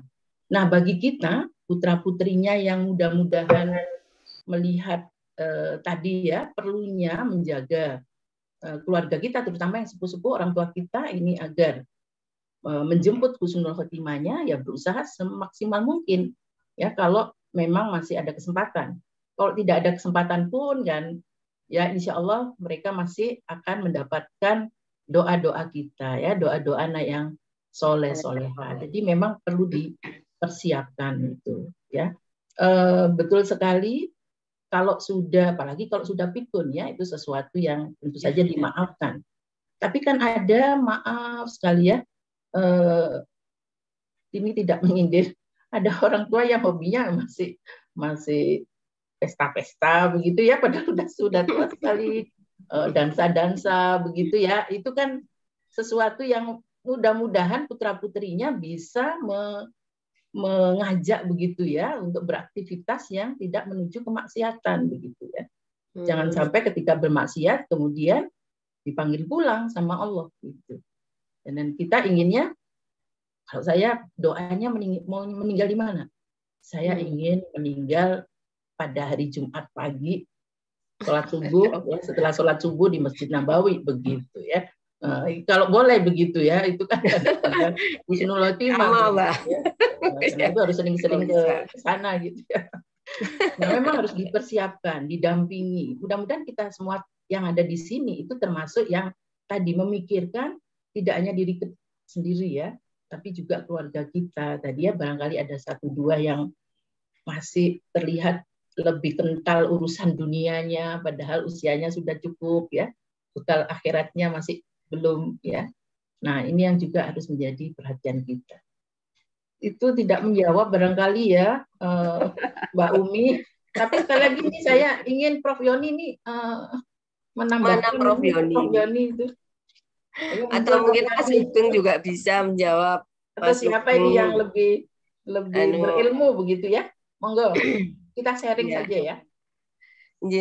Jadi yang mungkin pertanyaan saya yang berkaitan dengan pengetahuan tadi itu kayak misalnya apakah betul bahwa semakin tua orang itu semakin seperti kembali ke anak kecil gitu? Iya, kalau itu di dalam Al-Quran ada memang yang menjadi pikun lagi. Jadi itu ada salah satu ayat Al-Quran ya, karena saya tidak hafal, tapi ada ya. Nah, saya bersyukur juga begini, lahir besar di keluarga Muslim ya. Jadi saya TK pun itu alhamdulillah sudah khatam Al-Quran. Tapi ya baca Arab begitu ya, saya tulisan Arab tuh ngaji gitu ya. Tapi saya tidak dampingi dengan terjemahan. Setelah di IPB, nah baru oh begini ya. Kemudian meningkat lagi, oh ada hadis begitu. Jadi memang gradually gitu ya. Tapi saya sekarang senang sekali ya, hobi saya kalau ditanya belajar agama begitu. Tapi memang tidak semua ustadz bisa diikuti ya. Jadi saya milih-milih ustadz terus terang ya. Siapa yang saya pilih? Yang memberikan ketenangan batin, yang membuat jangan sampai setelah mendengarkan ini malah kesel begitu ya bawaannya, karena ustadznya itu nyindir-nyindir terus ini ya, pokoknya marah-marah. Aduh, kok jadi setelah mendengarkan pengajian ini kok malah nggak tenang gitu ya. Itu saya hindari ya. Karena sekali lagi saya menjaga hati. Saya nggak ingin hati saya keruh. Saya ingin hati saya bersih, hati saya sehat. Karena saya nggak tahu kapan dipanggil pulang oleh Allah. Nah, karena itu juga hilang. Pokoknya tadi ketika ada godaan setan, kita kesel begitu ya. Melihat TV itu kan seringkali kesel. Kok bisa negara kaya raya pada ngantri gitu ya. Beli minyak goreng gitu, kok nggak bertanggung jawab. Nah, itu kan membuat hati keruh ya, matikan aja TV-nya. Kita istighfar ya. Kalau kita kebetulan masih jadi dosen begitu ya. Kalau kita tidak bisa mengubah keadaan saat ini, minimal siapkan generasi yang bisa mengubah Indonesia untuk menjadi lebih baik ya, gitu saja ya. Hal-hal yang tidak membuat hati kita keruh. Tapi betul sekali secara fisik itu ya menjadi sangat lemah. Kita pun nanti ya, saya juga kalau boleh nggak ingin terlalu panjang sampai ngerepotin keluarga begitu ya, terus segala macam sampai ke belakang gitu. Ya, itu bagi anak adalah kesempatan untuk meraih pahala ya, merawat berbakti pada orang tua. Tapi bagi orang tua itu juga berpikir, aduh kalau saya yang seperti itu kasihan amat anak saya gitu kan. Jadi memang harus ada. Monggo kalau ada yang menambahkan. Atur nuwun, Loh, ini moderatornya siapa? Saya belum tahu. Ya, loh, siapa? Halo, iya. Oh iya sih Mbak. Mbak Umi. Matur nuwun. Sami-sami. Ya. Ini karena waktunya sudah terbatas. Mbak Nur, apa bisa menerima lagi pertanyaan berikutnya? Silakan, nggak apa-apa. Ya. Oke. Jadi monggo untuk penanya berikutnya. Tidak harus bertanya, bisa sharing ya. Kita ini kan sama-sama belajar. Ayo monggo, yang lainnya. Ini ada Ustadz, banyak ini Ustadznya di sini saya lihat ya. Ustadz Yoni, Ustadz ada Pramono, Ustadz Iswanto Edi, ini banyak Ustadznya ini. Ustadz Yoni mana? Ustadz Yoni kok nggak ada? Sini Ustadz Yoni ada tapi malu-malu itu beliau memang. Pekan depan Pak beliau. Yoni muncul dong Pak Yoni. Bude, saya melihat saja ini. Oh, ini ya. Monggo. Pekan depan jadwalnya beliau paling banyak. Iya. Masya Allah. Padahal kalau saya nanya ada sesuatu yang ingin saya tanyakan, saya nanyanya ke Ustadz Joni itu. Kualik, Bude. Monggo kalau ada yang mau menambahkan sedikit tadi, Bude. Monggo. Saya mohon maaf off kamera, Mas Andri, nuwun sewu. Bangga Mas. Anu saja jadi memang sunatullahnya itu semakin kita menjadi tua itu ada yang semakin muda dalam diri kita, dalam diri seorang manusia yang menjadi tua. Ada dua hal yang semakin muda pada orang yang sudah tua, yaitu dia mencintai harta, ya, semangat mencintai hartanya meningkat dan semangat untuk berumur panjangnya juga meningkat. Nah, dua kondisi ini yang diperingatkan oleh Rasulullah ya kepada kita. Dengan demikian, semakin tua justru kita harus semakin istilahnya waspada dengan dua kondisi yang memang menyertai kita. Ya, semakin ingin hidup lama, padahal hidup 1000 tahun pun tidak menambah atau tidak membuat suatu perubahan dalam hidup kita kalau memang kita tidak dalam koridor yang memang benar. Dan betul sekali di surat mungkin pada saat usia-usia saya, gitu, saya lah ya, barangkali Mbak sekalian usia di atas 60 atau 50 ke atas. Surat penghabisan yang surat An-Nasr ya kalau nggak salah ya, An-Nasr Idza Jaa Nasrullahi wal Fath, yang itu luar biasa diterjemahkan oleh Ibnu Abbas ya, salah sahabat yang paling muda di antara saat itu Umar bin Khattab mengumpulkan para ahli-ahli tafsir yang usianya sudah sepuh gitu ya, dan mengikut sertakan Ibnu Abbas yang waktu itu masih belia ya. Mereka pada meremehkan gitu ya, tapi tidak seorang pun dari teman-teman yang sudah sepuh itu mampu menafsirkan ayat atau surat dari An-Nasr itu. Ya, Idza Jaa Nasrullahi wal Fath dan seterusnya ya, wa ra'aitan nasi yadkhuluna fi dinillahi afwaja. Nah, di situ kemudian Ibnu Abbas diminta pendapatnya. Jadi apa maksud surat ini ya? Jadi surat ini yang pertama bahwa tanda dari bahwa Rasulullah tidak lama lagi akan berpulang, kira-kira begitu. Tidak lama lagi akan selesai tugasnya karena sudah selesai dan orang itu berbondong-bondong masuk ke dalam agama Allah. Dan selanjutnya juga penjelasan selanjutnya di ayat terakhirnya itu fasabbih bihamdi rabbika wastaghfir innahu kana tawwaba. Jadi menandakan usia Rasulullah yang sudah sepuh dan kita juga sudah termasuk orang-orang umat beliau yang sudah sepuh ini diingatkan kalau sudah sepuh itu banyak-banyaklah fasabbih bihamdi ya. Bertasbihlah ya subhanallah ya, Rabbika ya kepada Tuhanmu dan mintalah ampun wastaghfir ya, mohonlah ampun kepadanya karena sesungguhnya dia adalah Maha penerima taubat.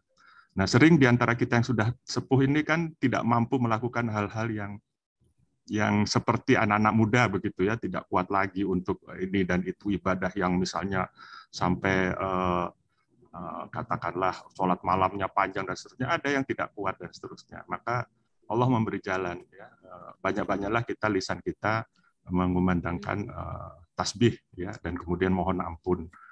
Dan mudah-mudahan dengan itu Allah menurunkan rahmatnya. Kira-kira demikian itu bahan untuk adik ya, Pak Nur ya. Terima kasih. Nyuwun sewu. Jazakallah khair, Prof. Saya jadi ingat ya, ada suatu pengajian yang mengatakan apabila orang meninggal itu ada yang kecewa, ada yang senang ya. Yang kecewa ada yang karena berbuat baik itu sebenarnya tidak ada kecewa. Kenapa pada waktu meninggal amal-amal yang diberikan itu kok sedikit gitu. Artinya sebenarnya kalau tahu hari akhir itu endingnya seperti apa, dia akan lebih banyak beramal. Sehingga orang jadi berpikir, apakah salah ya meminta doa di usia ini mungkin dipanjangkan, tapi dengan catatan panjangnya umur itu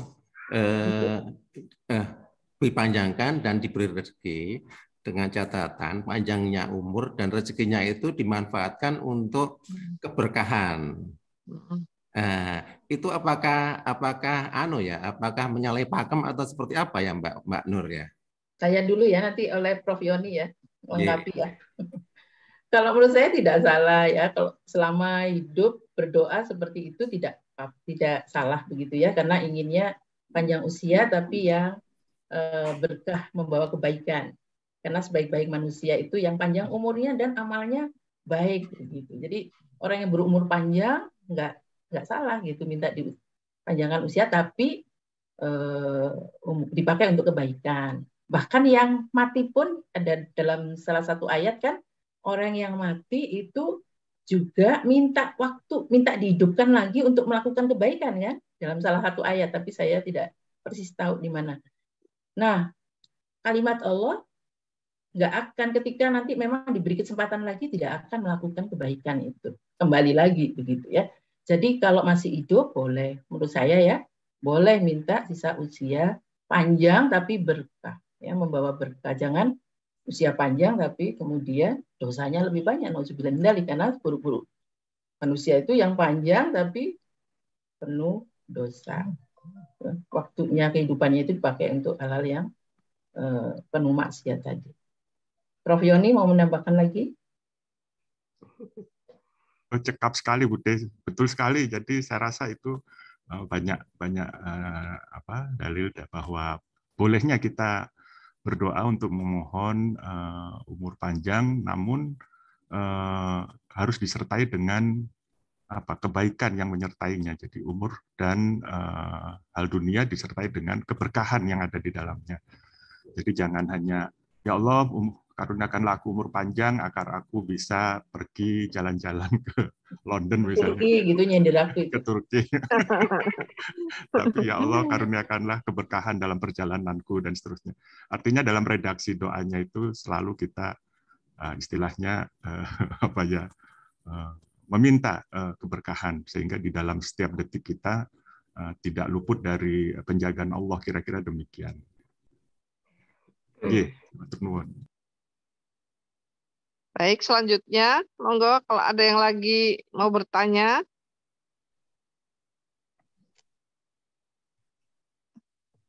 Saya Mbak Uti, cuma nambah. Iya. Monggo. Enak ini. Diskusinya enak ini. Iso aman-aman ya apa-apa. Sebentar. Asik banget. Iya, Assalamualaikum. Waalaikumsalam warahmatullahi. Masya Allah Mbak Nur, ya ada cita-cita yang saya dengarkan tadi yang luar biasa untuk mendirikan panti jompo katanya ya. Itu luar biasa karena beberapa saat yang lalu saya dengan beberapa teman itu ke panti jompo di mana itu? Wagir itu. Kok Wagir? Di mana itu kemarin yang Husnul Khotimah itu? Itu sangat sangat butuh untuk kita perhatikan memang orang tua-tua itu. Jadi benar apa yang katanya Mbak Nur itu. Karena contohnya ada ya, anak yang menyerahkan orang tuanya ke panti tersebut sampai meninggal itu tidak ditengok lagi. Padahal kan orang tua itu, kewajiban kita itu untuk berbakti, siapapun orang tua kita. Memang orang tua itu biasanya kan ono sing gregetno gitu ya. Tapi kewajiban kita kan berbakti, siapapun dia.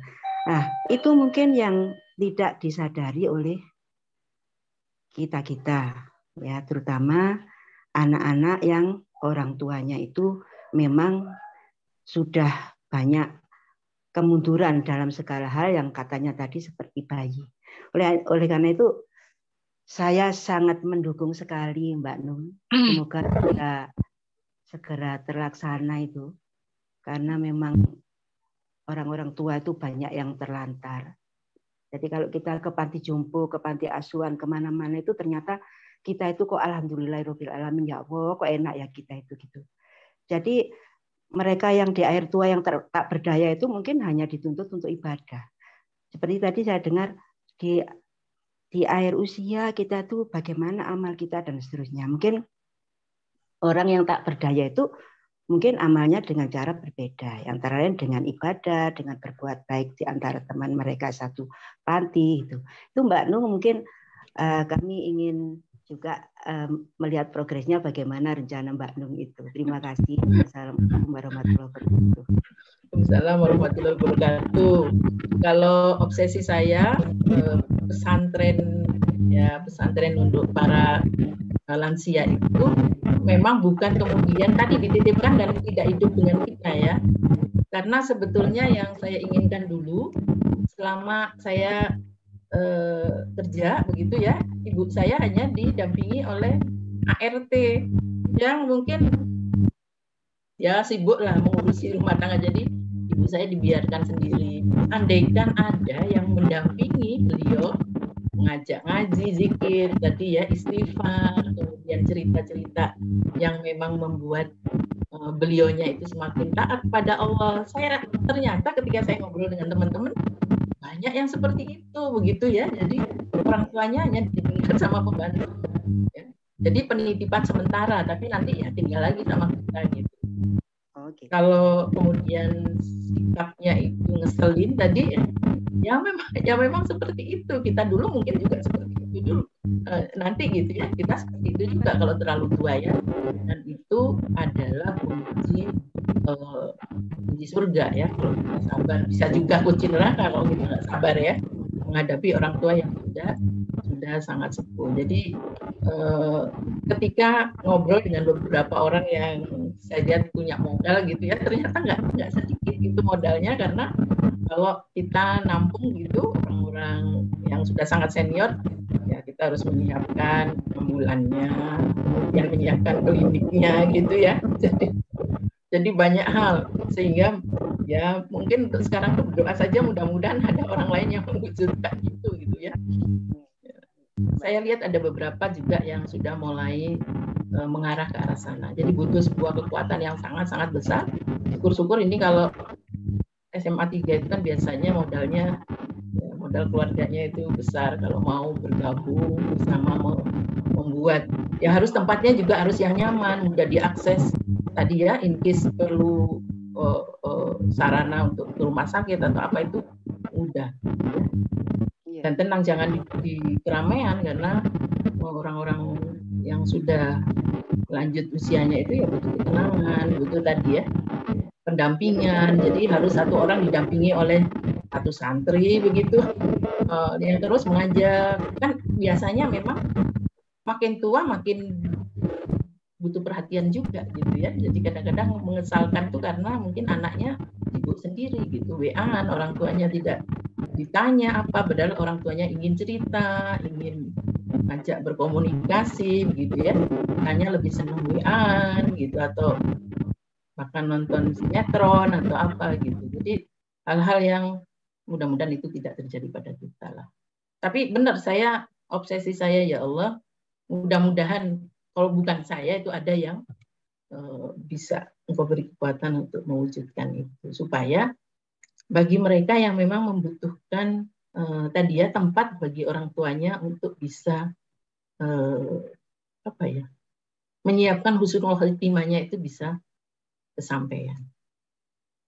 Begitu barangkali Mbak Kustin, kita doa sama-sama ya. Mudah-mudahan nanti ada, dan syukur-syukur tadi kalau sebetulnya sudah ada panti jompo tersebut, tinggal direvitalisasi begitu ya, dengan nilai-nilai agama yang lebih baik. Itu jawabannya. Gimana Mbak Gustin? Halo Mbak Gustin. Terima kasih, saya kira sudah cukup. Tadi bukan wakil wajak maksud saya. Di wajak di Panti Jompo Husnul Khotimah, di situ itu ada kayak barak-barak berisi 60 orang gitu. Jadi sekarang masih proses bangun. Mungkin kita kalau sementara ini masih bisa jadi donatur aja mungkin ya, karena memang mereka membutuhkan. Terima kasih Mbak Uti. Terima kasih Mbak Gustin. Ya. Mungkin saya ada tambahan sedikit ini Mbak Nur. Monggo. Saya melihat ya di lingkungan saya ini itu banyak sekali majelis taklim dan dari klaster-klaster yang lain juga mengadakan majelis taklim. Tapi materi dari kajian tersebut itu menurut saya terlalu luas. Jadi tidak menyentuh ke esensinya yang dimana ibu-ibu terutama ya ibu-ibu ini tidak bisa mengaplikasikan, tidak ngerti gitu. Jadi contohnya misalnya mereka rajin mengikuti kajian, tapi dalam kesehariannya itu ya masih jauh dari aturan Rasul Allah. Jadi misalnya kita ini kan sudah nggak boleh lagi bergunjing ya, gibah itu nggak boleh ya. Tapi yang saya lihat itu kalau mereka kumpul mau ngaji ya gibah gitu. Nah seperti itu kadang-kadang mereka lupa bahwa yang namanya ibadah itu ya salah satunya kalau sudah apalagi sudah ibu-ibu ini nggak boleh lagi gibah, terutama itu kan poinnya ibu-ibu ini kan memang punya hobi ngobrol ya. Jadi sehingga kadang-kadang lupa untuk mereka nggak boleh gibah lagi. Kemudian mereka suka mudah tersinggung sehingga dengan tetangga itu jadi bermusuhan. Hanya gara-gara parkir yang satu nggak suka itu akhirnya bermusuhan. Nah, seperti hal-hal kecil seperti itu kan malah saya pikir malah membuat situasinya jadi tidak baik dan jauh dari iman. Gitu. Jadi menurut Mbak Nur gimana ini? Kajian yang efektif itu seperti apa ini untuk kami ini ya? Aduh, pertanyaan yang sulit ya Bu ya, karena memang kebutuhan setiap orang tuh beda-beda. Seperti tadi saya ceritakan saya sendiri. Saya itu senang banget dengerin kajian ya. Sekali dua kali saya ikuti, lah awalnya itu waduh, ini keren, aduh. Tapi lama-lama monoton lah kok selalu yang disampaikan ini begini-begini saja. Tidak lagi menambah manfaat buat saya gitu. Kemudian saya stop, pindah lagi. Kemudian saya selalu mencari, ada juga yang tadi saya katakan, setiap ikut tuh jadi pegel begitu ya, merasa tersindir atau gimana gitu, marah-marah, ya berarti ini tidak baik buat saya. Jadi kebutuhan itu beda-beda. Tapi ada juga yang masih senang, mohon maaf, mendengarkan yang tadi ustadznya atau ustadzanya sambil nyanyi-nyanyi, begitu kan ada juga, sesuai dengan tahap pemahaman kita. Kalau saya mendengar, saya mau mengikuti kajian ya, saya menjadi tadi lebih baik lah, paling tidak satu level lebih baik begitu ya, lebih ngerti, lebih paham. Saya sekarang memang alhamdulillah jadi Mufidah, terima kasih sekali lagi mengenalkan saya dengan Ustadz Doni, kajiannya Ustadz Doni. Jadi banyak saya belajar dari Ustadz Doni betapa kita itu bukan pemilik kehidupan gitu ya. Yang memiliki kehidupan itu ya Allah. Kita itu hanya diberi tugas macam menjadi CEO, menjadi direktur atau manajer begitu. Dengan juklak yang sudah jelas, panduannya Al-Quran hadis. Nah, sebagai apapun kita, sebagai istri, sebagai ibu, sebagai anak itu ada juklaknya gitu. Jadi kita tidak lagi kemudian merasa ini punya saya gitu. Kalau kehilangan menjadi uring-uringan, nauzubillah min dzalik ya. Kemudian ada yang sampai membunuh anaknya, kita mudah-mudahan semuanya kita dan keluarga kita dijauhkan dari hal-hal yang aduh ya Allah yang tidak terpikir gitu ya. Ada ibu yang membunuh 3 anaknya karena pemahaman yang salah tentang kehidupan. Nah, itu kan juga masalah hidayah sebetulnya. Nah, itu yang harus kita mohonkan selalu. Betul sekali Ibu. Betul. Saya pun sedang belajar. Jangan lupa bahwa setan itu akan masuk ke kehidupan kita, pikiran kita setiap saat. Bahkan dengan melihat TV pun langsung kita kesel, kita ngomong ucapan yang nyumpah-nyumpahin, mohon maaf ya, memang kalau pimpinan itu jelek, ya biarlah jelek, jangan sampai dosanya pindah ke kita karena kita nyumpah-nyumpahin gitu. Jadi lebih baik seperti itu saya matikan, ya Allah, berdoa saja ya Allah, Engkau kirimkan pertolongan untuk Indonesia ini gitu kan. Tapi kalau kita coba kita ngumpat-ngumpat, kita nyumpah-nyumpahin, nggak ada. Jangan-jangan malah dosa orang itu yang sangat besar pindah ke kita. Ya, kita harus sangat hati-hati dengan tadi, ya, dengan habluminallah, kalau Allah maha pemaaf ya. Tapi kan manusia habluminanas, kita harus minta maaf begitu ya. Jadi hubungan dengan manusia itu justru yang harus dijaga. Hati kita yang harus dijaga. Setan kenal banget dengan kita. Ya, setan dari golongan jin itu umurnya lebih panjang. Jadi sudah tahu turun-temurun ya, melihat kelemahan kita. Jadi kalau kita kelemahannya itu di harta, akan dicoba dari sisi itu. Ya, betapa banyak orang yang kumpul-kumpul pamer gitu ya. Apalagi sekarang era medsos. Aduh, padahal itu kan dilarang gitu ya, pamer-pamer yang sekarang banyak ditangkepin itu. Nah, yang saya khawatirkan tadi, kalau kita insya Allah tahu mana yang baik, mana yang tidak, mudah-mudahan ya, bagaimana anak kita, cucu kita, dengan kondisi dunia yang semakin, ya kita kan hanya bisa memohon perlindungan untuk mereka ya. Yang sekarang kan, ya tadi saya ceritakan, LGBT itu sudah rasanya sudah dipertontonkan begitu ya, dan kita menjadi permisif, oh ya nggak apa-apa itu gitu ya, tidak lagi, karena seringnya itu muncul berkali-kali gitu, muncul berkali-kali di hadapan kita bahwa tadinya itu sesuatu yang tabu untuk kita lihat, sekarang sudah diumbar-umbar seperti itu, lama-lama kita menjadi permisif. Nah, apa yang terjadi nanti dengan anak kita, cucu kita begitu ya, generasi sesudahnya, kalau mereka tidak terjaga iman Islamnya, aduh, nauzubillah min dzalik. Karena itu ya kita jaga doa, kita jaga mereka dengan doa. Termasuk tadi Ibu, saya berusaha membersihkan hati tadi, ya. Jadi kalau berusaha itu dengan doa, dengan segala cara.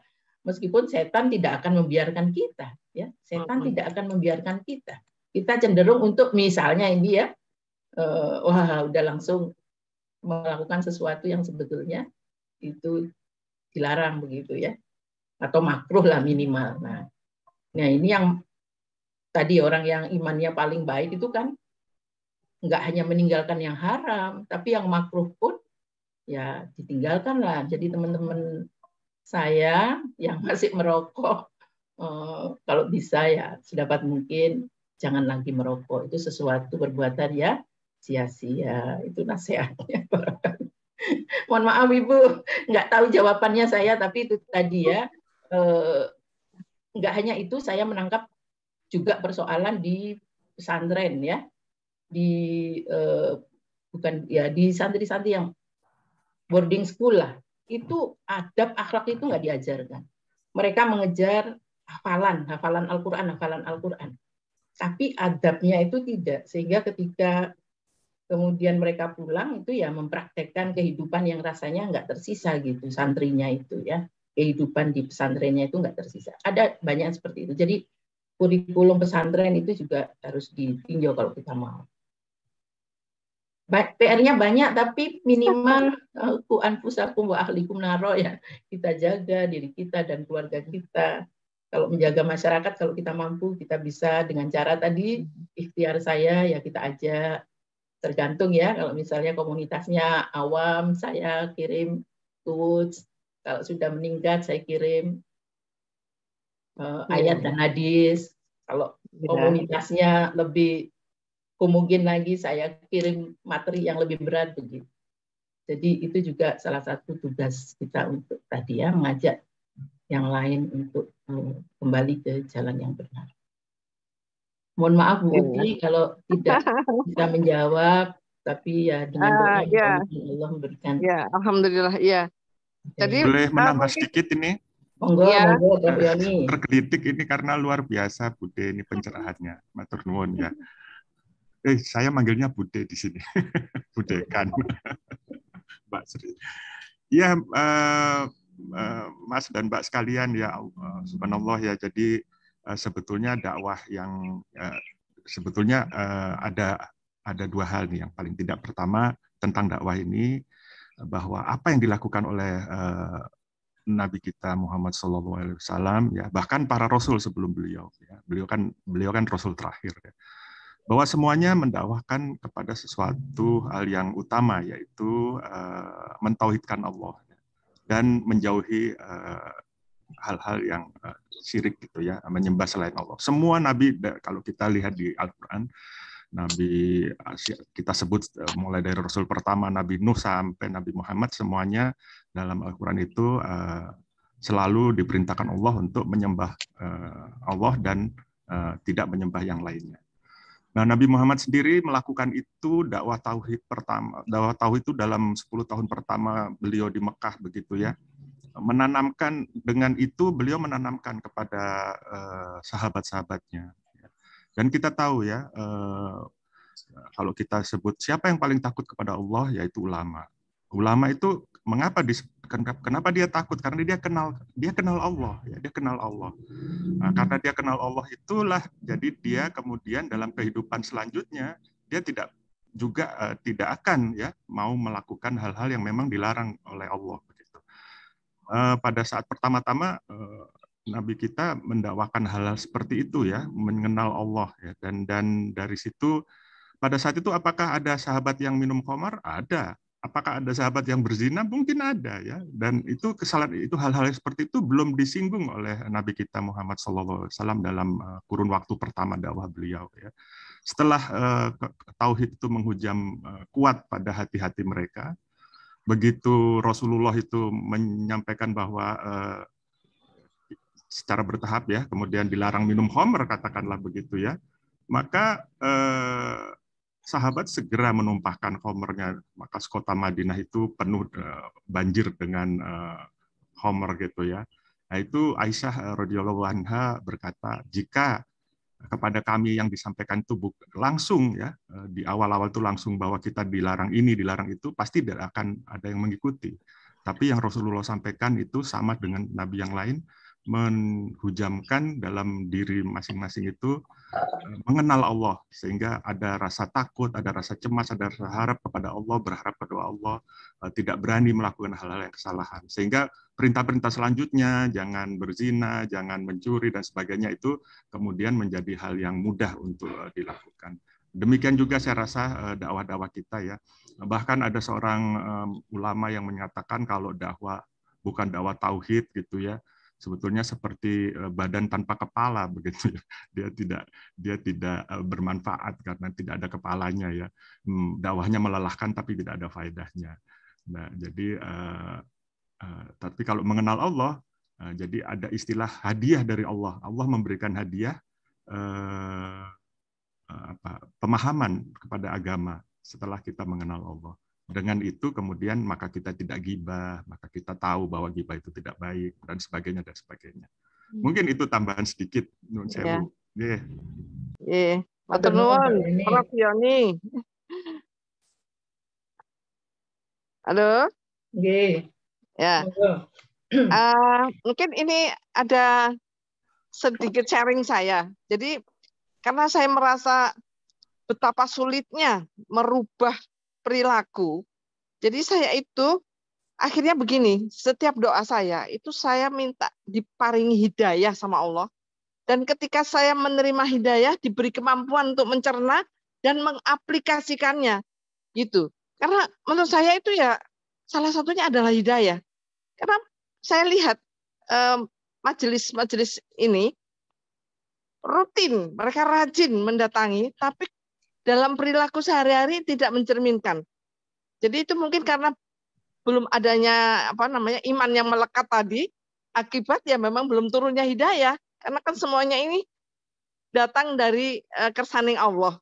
Jadi mungkin yang perlu saya pribadi agar saya bisa mendapatkan pemahaman yang bagus, saya mohon hidayah gitu. Dibukakan hidayah, diparingi hidayah, dan saya misalnya saya bertemu dengan kawan yang memberikan informasi tentang Ustadz Doni misalnya, itu kan sebenarnya itu jalan dari hidayah kan. Nah, dan saya mohon diberi kemampuan untuk mengaplikasi, jadi memahami bahwa ini adalah jalan Allah, saya ikutin begitu. Karena ya itu memang agak sulit untuk merubah merubah perilaku. Begitu Ya, Mbak Nur, Prof. setuju Bu Uti. Yoni. Kita semua butuh hidayah ya. Butuh hidayah, karena itu Betul. poinnya. Oke, Dan mungkin istilahnya Ustadz Doni, gelasnya Mm-mm. belum bersih itu. Kalau yang sholat tapi masih ngomongin orang itu ya. wadahnya belum bersih gitu ya. Bu Mungkin Umi ini paham tentang itu. sedikit 1 menit. Monggo. ya, Sedikit 1 menit nggih. Kalau Ya. saya melihatnya begini ya, benar ini tadi Mbak Nur menyinggung masalah majelis taklim. Itu sebenarnya kunci utamanya di situ. Iya. Karena gini ya, kalau saya ya, ini saya pribadi, saya itu berusaha dan insya Allah mendatangi semua jenis majelis taklim, baik itu di level kampung, baik itu yang jauh. Dan seperti apa yang Mbak Nur tadi katakan, yang penting saya berusaha menangkap substansi positif dari setiap majelis taklim. Dan paling tidak itu kita terapkan di kita masing-masing. Itu kuncinya sebenarnya di situ. Dan ya kembali ke kita ya, bagaimana kita mensikapi itu. Yang penting ada energi positif yang kita ambil dan kita bisa manfaatkan. Itu mesti ada itu. Mesti ada itu, walaupun di balik dia itu mengucapkan hal-hal atau berdakwah terhadap hal-hal yang kadang-kadang kita tidak suka, tapi mesti ada satu titik yang positif itu mesti ada. Nah itu yang harus pandai-pandai kita tangkap dan itu paling tidak bisa kita tangkap sebagai energi positif yang bisa kita petik dari suatu majelis taklim. Ya. Mungkin itu Mbak Mauti, Mbak Nur. Ya, benar. Tambahannya Mas Endri. Kita harus bisa memilah-milah. Tapi Boleh, ya itu tadi mungkin ya, ini waktunya sudah jam 7 lebih. Mungkin untuk saat ini kita tutup dulu ya. Boleh nambah sedikit nggak Bu? Iya. Oh, monggo. Saya baru gabung di tengah-tengah. Oh. Ini gara-gara MC-nya ini suka mancing ini. Iya, betul. Iya. Tapi namanya kajian yang bagus sebenarnya ini. Saya dari tadi menyimak saja, tapi karena terakhir yaitu MC ya itu tadi ya. Masalah hidayah tadi ya Bu. Masalah hidayah. Maaf ya Bu ya, maaf saya kenalkan dulu saya Ani. Saya juga alumni Smanti tapi angkatan tua sama dengan Bu Ustazah ya. Saya juga dari IPB pensiunan.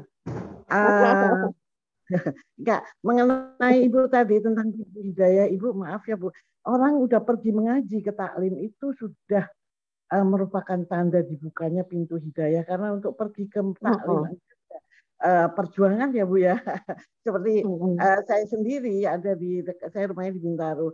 Untuk ikut kajian-kajian di Masjid Bintaro itu udah punya niat sekali, tapi untuk pergi itu belum nyampe-nyampe. Nah, itu kan perlu pintu hidayah. Jadi mohon maaf kalau Ibu mengaitkan dengan pintu hidayah, saya pikir seperti terakhir Pak Yoni ya, Ustadz. Ya itu tadi udah punya nilai lah, orang yang sudah mau mendengarkan itu udah pasti punya nilai. Jadi adapun belum nyantol kepada perilakunya, itu saya pikir ya proses ya Bu ya, memang proses. Tapi itu yang harus saling mengingatkan di antara para majelis ini untuk berani mengingatkan untuk tidak melakukan hal-hal yang sudah dikaji. Itu mungkin ya Bu, maaf ya Bu. Itu aja tambahan dari saya. Ya. Berkaitan dengan hidayah ya. Di IPB angkatan berapa Bu? Ibu, saya angkatan 77 Bu. Oh, Gengsi. Alhamdulillah. Iya, maaf. Tapi saya nggak mengamalkan, saya mengamalkan ilmu saya untuk keluarga Bu. Saya dari GMSK, tapi profesi saya jadi guru di sekolah Jepang Jakarta, udah pensiunan. Oh, alhamdulillah. Insya Allah menjadi ilmu yang bermanfaat ya Bu. Mudah-mudahan. Makasih Bu, mudah-mudahan saya bisa ikut lagi. Iya Mbak Ani matur nuwun. Alhamdulillah.